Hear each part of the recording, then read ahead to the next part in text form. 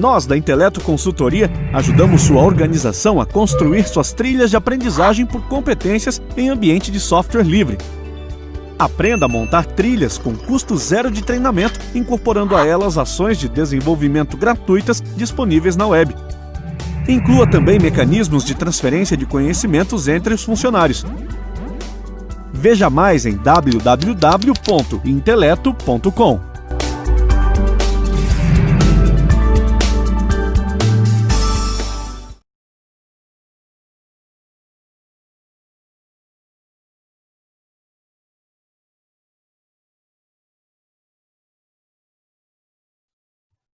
Dito isso, depois da conversa sobre as lives, né, a Meta Live, nós tivemos a palestra do professor Diego Silva Reis, que nos falou sobre a onipresença tecnológica e o desenvolvimento humano.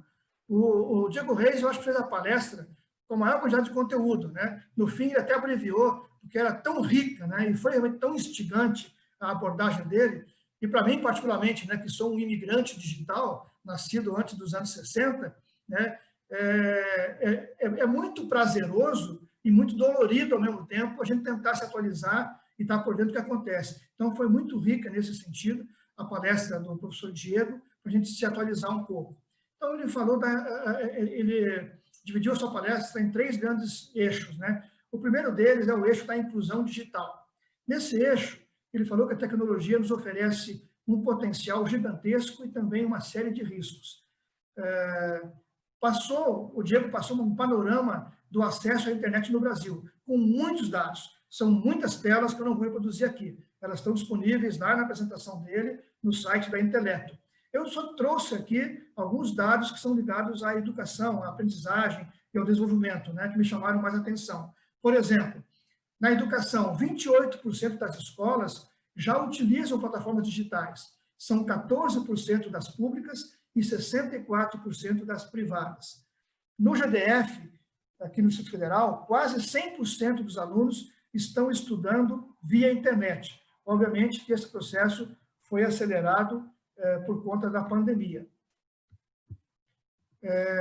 Um segundo eixo que o professor Diego utilizou foi o eixo da cidadania digital. E ele tratou de 6 grandes subtemas.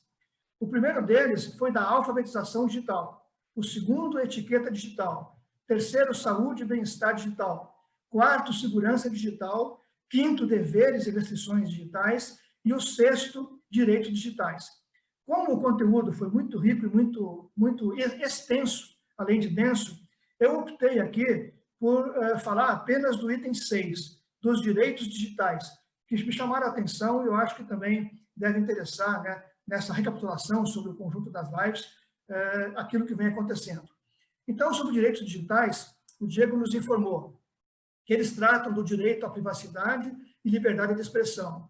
A multiplicidade de oportunidades nas redes abrem espaço para a opinião pública se manifestar diretamente, diminuindo o espaço de representantes populares e mídias tradicionais. Os movimentos sociais e agentes públicos também se utilizam de redes sociais para se comunicar diretamente. Aí, Diego nos fala de fake news, né? Que não é bem um direito, né? Mas de que é uma ameaça ao nosso direito.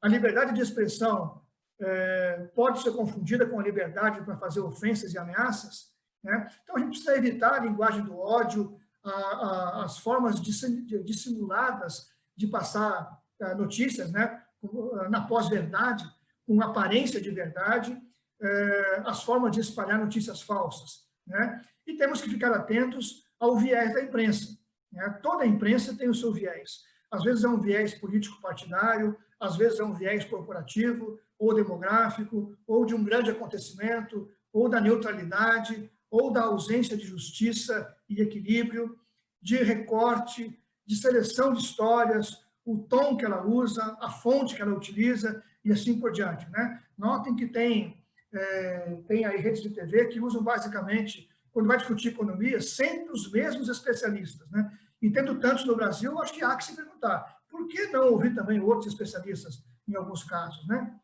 E depois o Diego fez um resumo aqui, que para mim foi muito útil também, né, para conhecer a geração digital, né? Ele falou, então, de inclusão, cidadania digital, e agora ele fala de geração digital como terceiro grande bloco da sua apresentação, que foi, eu repito, muito extenso, né? E eu tive que selecionar algumas pílulas para colocar aqui para vocês, para tentar despertar o apetite, para que vocês voltem e revisitem a apresentação do Diego, que foi muito boa.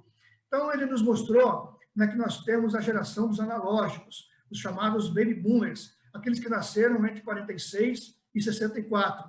Presente, estou nessa, né? Acho que Carbone também, né? Então, em geral, são pessoas mais conservadores e ordenados, têm uma experiência mais analógica, né? E são grandes leitores. Depois tem a geração dos imigrantes digitais, aqueles da geração X, que nasceram entre 65 a 80. Então, esses têm um enfoque na preparação acadêmica, têm uma infância analógica com maturidade digital, tem uma fácil adaptação às mudanças tecnológicas e um gosto pela cultura. Depois tem duas categorias de nativos.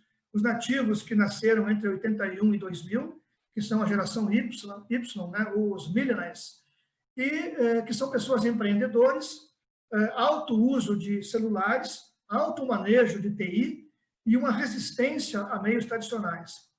E ainda dentro dos novos digitais tem a geração Z, aquela que nasceu de 2001 em diante, né? Que é uma geração multitarefas, com acesso pleno à internet desde que nasceu, com alto manejo das tecnologias de informática, né?